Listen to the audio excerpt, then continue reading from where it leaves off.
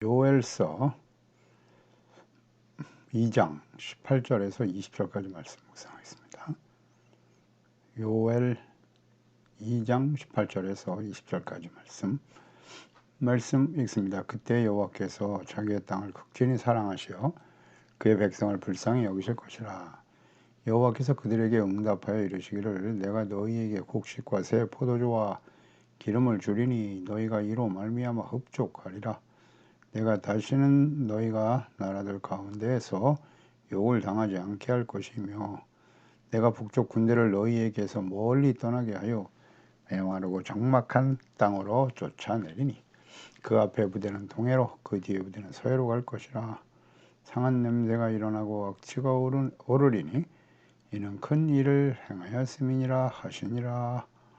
아멘. 하나님께 돌아올 때 주시는 은혜의 약속, 은혜의 언약. 금식하며 죄를 버리고 성전에 나와 속죄제사를 통해서 용서를 받으라고 주님께서 마지막으로 간절히 외치고 계시죠. 하나님의 뜻을 받아들이고 온전히 순종하기 위해 자신의 뜻과 생각을 내려놓고 포기하는 것이 바로 거룩한 금식이죠. 하나님께 돌아올 수 있는 구체적인 방법. 금식이죠. 거룩한 금식을 선포하고 성회에 나와서 온전한 제사와 예배를 통해서 용서받으라는 거죠. 하나님과 화목하라는 겁니다. 거룩한 모임 되도록 하라. 그러니까 인간적인 교제와 친목, 위로와 격려가 목적이 아니에요. 하나님의 교회, 성전에 모이는 이유는 목적은 거룩하신 하나님 앞에 서는 일입니다. 그래서 오직 하나님의 말씀을 듣고 자신들의 잘못을 깨닫고 회개하고 기도하며 예배하는 자리가 되게 해야 하는 것입니다. 거룩한 모임이에요. 거룩한 모임. 그래서 교회 모이는 목적은 무엇인가를 항상 질문해 봐야 돼요. 그 어린 자녀들까지도 다 성에 모이게 하셨어요. 그곳에서 회개하고 기도하라. 부모들의 죄로 인해서 닥쳐올 재앙에 대한 하나님의 뜻을 바르게 가르치고 부모의 죄와 허물을 답습하는 일이 없도록 아이들에게 가르쳐야 한다. 그 아이들이 자라서 하나님이 하신 모든 말씀이 어떻게 성취되었는가를 친히 경험하게 될 세대들이기 때문에 그들도 함께 모여서 말씀을 듣고 기도하라고 말씀하고 계십니다. 그러니까 그만큼 상황이 엄중하다. 그러니까 자신들이 잘못하면 그 자녀들이 말씀하신 바대로 이방인들에게 짓밟혀 멸망의 길을 갈 수도 있다는 사실을 깨닫고 돌아오라고 하는 하나님의 뜻이겠죠. 이 모든 일을 감당해야 될 사람들이 바로 제사장들이죠. 그들의 역할과 사명이 매우 중요하다. 그래서 하나님의 백성들을 말씀으로 바르게 가르치고 책망과 교훈, 의로 교육해야 한다. 하나님의 자녀와 백성으로 온전하게 되도록 끊임없이 책망과 경계, 권면을 계속해야 되는 거예요. 제사장, 오늘날 하나님의 말씀을 전하고 가르쳐야 될 목회자들이 해야 할 일이죠. 회개하고 용서를 받도록 해야 한다. 그리고 사명, 정체성 회복, 이 중보자로서의 경건한 제사와 예배와 기도를 통해서 백성들이 하나님과 화목할 수 있도록 자비와 긍휼과 용서를 얻을 수 있도록 해야 하는 아주 중요한 사명이에요. 제사장, 중보자 그 사역을 다하지 못할 때 본인뿐만 아니라 가정, 교회 안에서 모든 성도들이 하나님의 진노 앞에 서게 될 것이 있다. 18절에 그때에 여호와께서 자기의 땅을 극진히 사랑하신다. 백성들을 불쌍히 여기실 것이다. 그때는 어느 때입니까? 하나님 말씀하신 대로 죄를 깨닫고 버리고 회개하여 하나님께 돌아올 때이죠.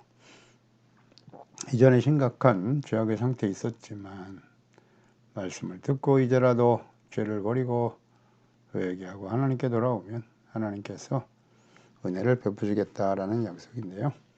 자기 땅을 극진히 사랑하신다. 중심이 뜨겁다. 히브리어 카나. 시기 질투하다. 열심을 내다는 뜻인데요.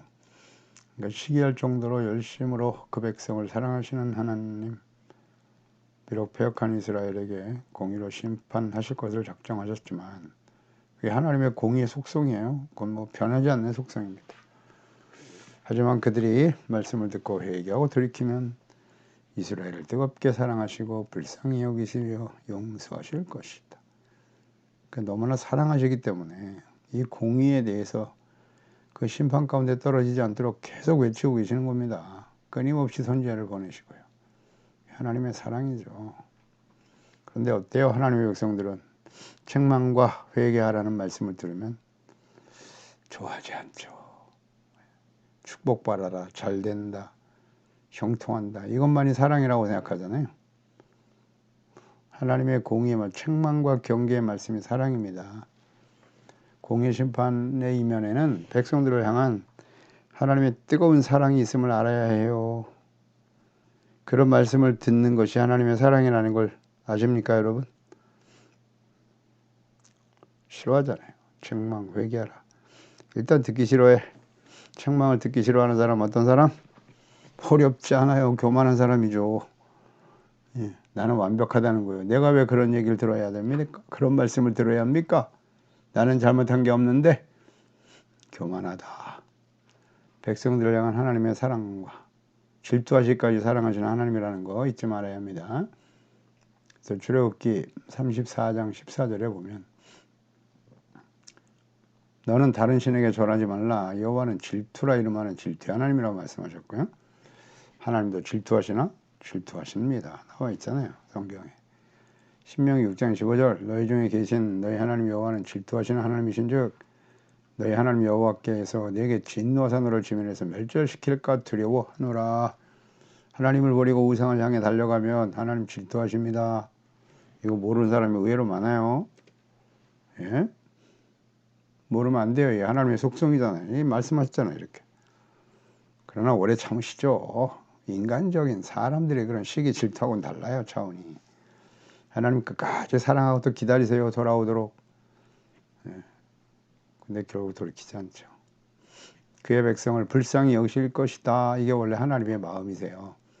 그러니까 회개하고 돌아오면 그들을 용서하시고 사랑하시는 하나님께서 백성들을 불쌍히 여기신다는 거죠. 하나님의 마음은 긍휼이에요. 그 용서해 주시려고 이렇게 책망하시고 돌아오라고 계속 외치고 계신데 듣기를 싫어해. 돌아오질 않아. 그리고 악을 행하더라도 절대 하나님의 공의는 인정할 수 없다는 거예요. 심판하지 말라는 겁니다. 그런 게 우상숭배죠. 자기 멋대로 믿으려고 해. 그냥 하나님을. 배역한 이스라엘 백성들을 향한 하나님의 마음. 결국 그들은 긍휼을 얻는 길을 저버리죠. 멸망의 길을 가게 되었고 북이스라엘, 유다 역시 교훈을 얻지 못하죠. 그 길을 다시 판매하 멸망의 길을 가더라. 그래서 이사야, 호세야, 예레미야 이전에 요엘 선지를 통해서 이런 말씀을 하셨단 말이죠. 근데 교훈을 얻지 못하죠. 갑자기 새로운 말씀 하셨나요? 아니요. 계속 반복적으로 말씀하고 계세요. 19절에 여호와께서 그들에게 응답하여 이르시기를 내가 너에게 곡식과 새 포도주와 기름을 줄 것이다. 너희가 이로 말미암아 흡족하게 될 거이야. 다시는 너희가 나라들 가운데서 욕을 당하지 않게 하실 것이다. 이것이 하나님의 마음이죠. 그러니까 하나님 말씀 듣고 자신들의 죄를 깨닫고 회개하면 되잖아요. 하나님께 돌아와서 용서를 구하면 하나님께서 이스라엘 백성들의 기도를 응답해 주시겠다는 거예요. 그들에게 응답하여 그랬잖아요. 응답받는 기도는 뭐다? 작정 기도를 하고 금식을 하고 막 철회를 하고 그거 이전에 물론 필요하죠. 뭐 하지 말라는 게 아닙니다. 간절히 부르짖어 기도해야죠. 그러나 그 이전에 어떻게 해야 돼요? 죄에서 떠나야죠. 죄를 버리지 않고 죄악된 길에서 아무리 금식하면 뭐 하겠어요? 거룩한 금식이 되게 하라고 하는 뜻이 무엇입니까? 기도 응답이 안 되는 이유는 뭘까요? 하나님이 듣지 않으시나요? 하나님은 능력이 없으신가요? 자신의 욕망과 자신의 욕심과 소원만을 위해서 구하는 거예요. 하나님의 뜻에 귀를 기울여야죠. 말씀 묵상하고 기도해야 합니다. 무조건 기도만 하면 안 돼요. 잘못하면 자기가 원하는 대로 해달라고 우상숭배에 빠지는 거예요. 자기를 위하여 내 뜻대로. 기도는 뭐다? 나의 뜻을 버리고 하나님의 뜻을 받아들이는 거예요. 하나님의 뜻은 어떻게 알 수 있어요? 하나님의 말씀 속에 있죠. 그러니까 말씀 묵상하지 않고 기도하는 거 굉장히 위험한 거예요. 말씀을 묵상하면서 기도하십시오. 기도응답은 어떻게 온다? 말씀으로 오는 겁니다. 말씀을 떠난 기도응답은 없어요. 하나님의 뜻을 모르는데 내가 지금 죄악된 길에 서 있는지 바른 길을 가고 있는지 전혀 분별이 안 되는 상태에서 부르짖어 기도해봐야 하나님은 악인의 기도를 들으실 수가 없는 거예요. 너무 당연하지 않습니까? 하나님 우리 사랑하시니까 무조건 다 들어주셔야죠. 성경 어딜 찾아보세요. 그런 말씀이 있나? 사랑하니까 무조건 다 들어줍니까? 자식이 악을 행하는데 그 악을 행하는 일을 쓰임받도록 구하는데 그걸 들어줄 부모가 어디 있어요? 사람도 아닌데 하나님 거룩하신 사람의 부모도 그렇게 하지 않을진데 하나님은 거룩하신 분이세요. 하나님은 절대 만물 여김을 받지 않으십니다. 악한 의도를 가지고 자신의 욕망을 채우기 위한 기도 더 이상 응답하지 않으세요. 잠언서 15장 8절 악인의 제사는 여호와께서 미워하신다고 정직한 자의 기도는 그가 기뻐하시나니라. 잠언서 15장 29절이죠. 여호와는 악인을 멀리하시고 의인의 기도를 들으신다고. 우리가 예수 믿고 의롭다 얻은 의인이 되었는데요. 그러면 우리가 완전한 자입니까? 예수 믿고 의롭다함을 얻었으니까 우리 완전한 자가 된 걸까요? 그렇지 않잖아요. 그걸 인정해야죠. 그래서 죄를 버리고 돌이키지 않는 악인의 제사와 기도 하나님이 받지 않으십니다. 미워하신다고 하시잖아요. 악인의 제사는. 제사와 예배를 왜 드리는 건데요? 말씀 앞에서 우리의 죄를 깨닫고 회개하고 용서받고 의롭다함을 얻기 위해서 드려지는 거 아닌가요? 나의 생각을 버리고 하나님의 말씀과 뜻을 받아들이기 위해서 드리는 게 기도 아닌가요? 근데 그냥 기도하고 또 기도하고 기도하고 또 기도만 한다고 되는 게 아니라고요. 이제 좀 성숙한 신앙이 돼야죠. 뭐 갓난 어린아이도 아니고 어린아이 때는 막 젖을 달라고 울면 젖을 줘요. 부모가. 근데 어느 정도 성장했는데 원치 않는 일을 구한다? 절대 응답할 수 없죠. 하나님 그렇게 하시잖아요. 이사야 1장 13절 이하잖아요. 성회와 아울러 악을 행하는 것을 내가 견디지 못하겠다고 가서 예배와 기도를 드리는데 악을 행하고 있는데 돌이킬 생각을 안 해. 내 마음이 너희 월삭과 정한 절개를 싫어한다고 하시잖아요. 그것이 내게 무거운 짐이다. 내가 지기에 곤비하다. 너희가 손을 펼 때 내가 내 눈을 너희에게 가리고 너희가 많이 기도할지라도 내가 듣지 아니하리니 이는 너희의 손에 피가 가득하기 때문이다. 온갖 죄악된 모습을 그대로 행하면서 하나님께 나와서 기도하고 있다는 거예요. 이 견딜 수 없다고 하시잖아요. 주님께서. 눈을 가려버리시겠다고 하시잖아요. 너희가 아무리 많이 기도해도 내가 듣지 않는다고. 철회하고 금식하면 뭐합니까? 죄악된 삶에서 죄인의 죄악된 악인의 꾀를 따르고 죄인의 길에 서 있고 오만 방자한 자리에 앉아 있는데 거기서 돌이키지 않는 한 그런 기도 아무리 해도 하나님 들으실 수가 없잖아요. 없다고 하시잖아요. 그러나 하나님 말씀 앞에서 자신의 죄를 인정하고 회개하고 돌이키면 내가 너희에게 곡식과 새 포도주와 기름을 줄 것이다. 너희가 이로 말미암아 흡족하리라. 여기 곡식, 포도주, 기름 다 정관사가 붙어 있거든요. 이것은 그냥 곡식이 아니라 앞에서 소멸되라고 선포하셨던 바로 그 곡식과 포도주와 기름이죠. 요엘서 1장 10절에 보면 밭이 황무하고 토지가 마르고 곡식이 떨어지고 새 포도주가 말랐고 기름이 다하게 될 것이다. 불순종하는 결과가 이와 같이 될 것이라고 하셨는데요.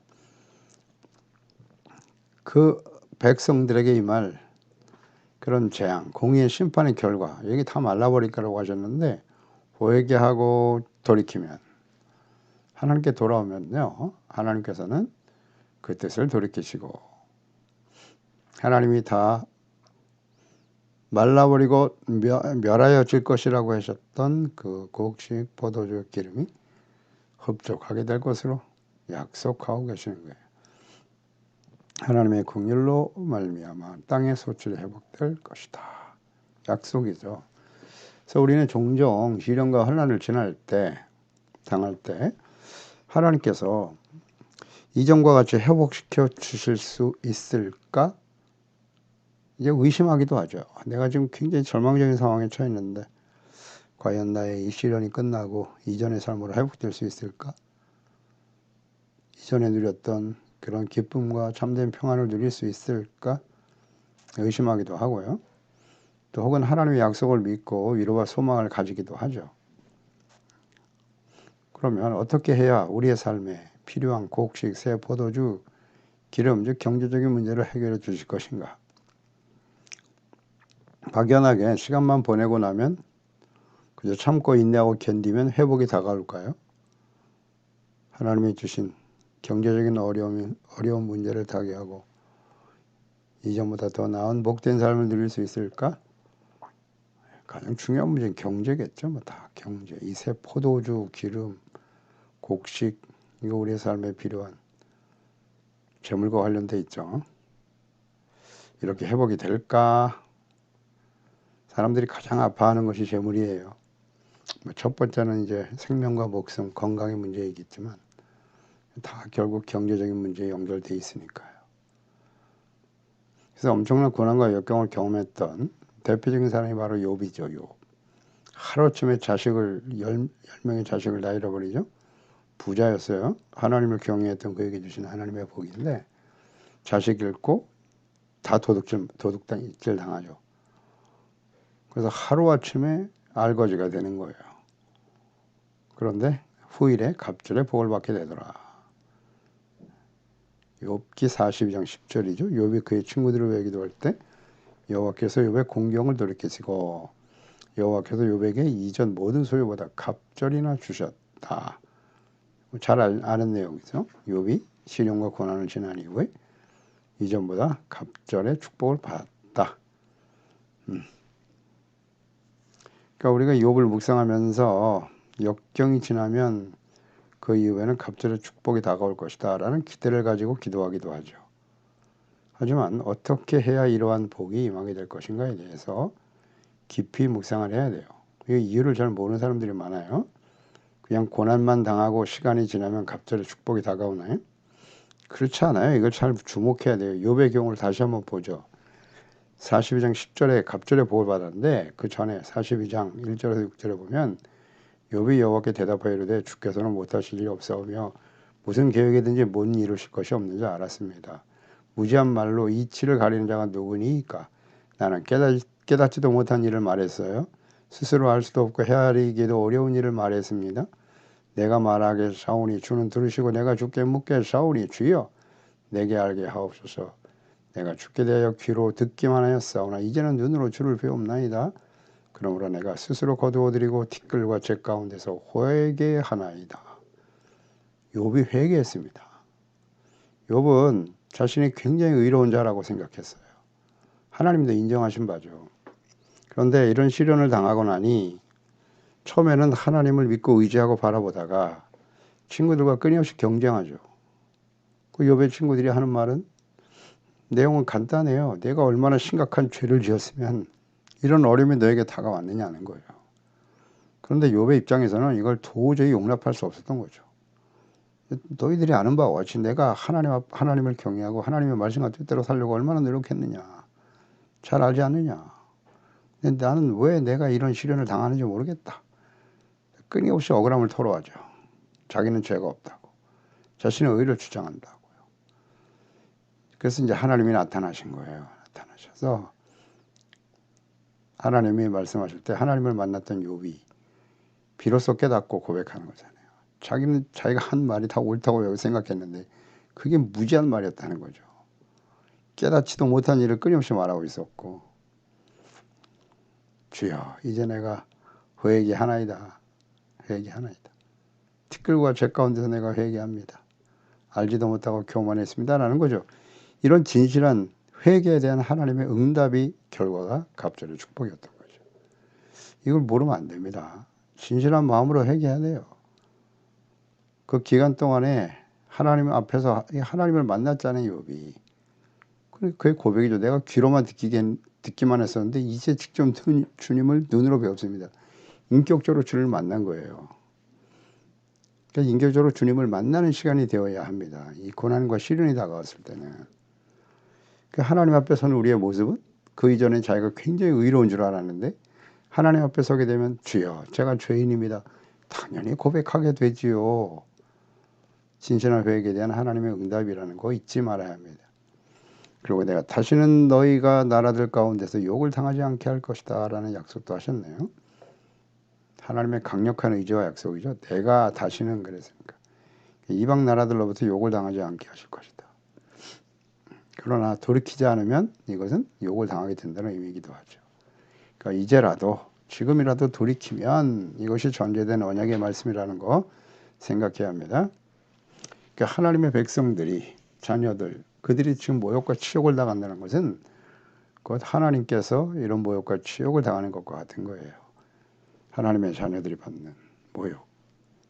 그래서 주님이 다시는 그렇게 하지 않겠다고 회개하고 돌이킬 때 하나님의 나라가 회복됨으로써 이 모든 일들이 이제 하나님의 백성들은 하나님이 함께 하시고 주님의 살아계신 영광을 나타내야 사람들이지 하나님이 없는 이방 나라들에 의해서 그렇게 모욕을 당하고 너희들이 믿는 하나님이 어디 있느냐? 너희들이 하나님을 믿는다고 하면서 결국 이방인들에게 짓밟히고 말 것이냐? 너희 하나님이 어디 있어? 사람들이 조롱하잖아요. 이런 일들이 우리의 삶 속에 벌어지면 안 되지 않습니까? 근데 실제로 이런 일이 벌어진단 말이에요. 그 원인이 뭐냐? 하나님이 안 계신가? 하나님이 안 계신 것처럼 말하고 행동하며 살아오진 않았나? 하나님이 우리와 함께 하신다. 어떻게 함께 하시는 건데요? 이거 의외로 모르는 분들이 많아요. 그저 교회 출석하고 예배 한번 드리고 내가 예수님을 주로 그냥 고백하기만 했으니 하나님 무조건 나와 함께 하실 거야. 죄악된 길에서 떠나지 않으면 주님이 함께 하실 수가 없어요. 그러니까 내가 지금 어디에 서 있는지 자신의 위치를 확인해야 될 거 아니에요. 내가 의의 길을 가고 있는지 죄악된 길을 가고 있는지 어떻게 알 수 있어요? 당연히 하나님의 말씀이죠. 하나님의 말씀을 주야로 묵상하면서 내가 듣고 싶은 말씀만 쏙쏙 골라서 듣지 말고요. 말씀을 있는 그대로 묵상해야죠. 하나님의 말씀은 책망과 교훈이에요. 의로 가르치는 겁니다. 의의 일에 대해서 가르쳐 주세요.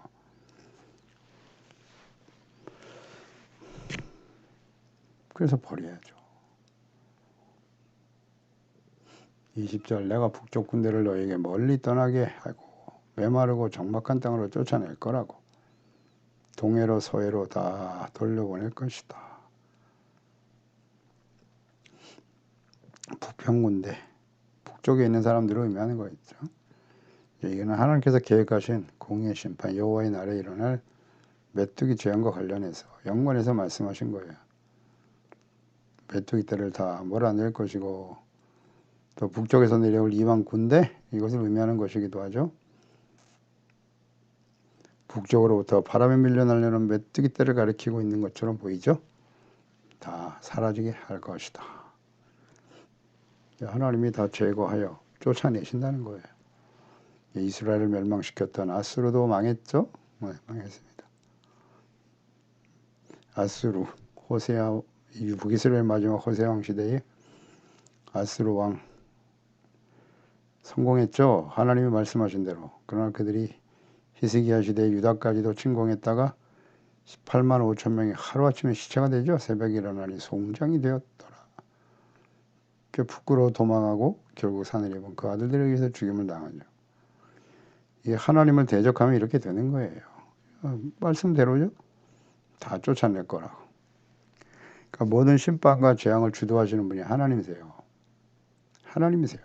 역사의 주인은 하나님이시라.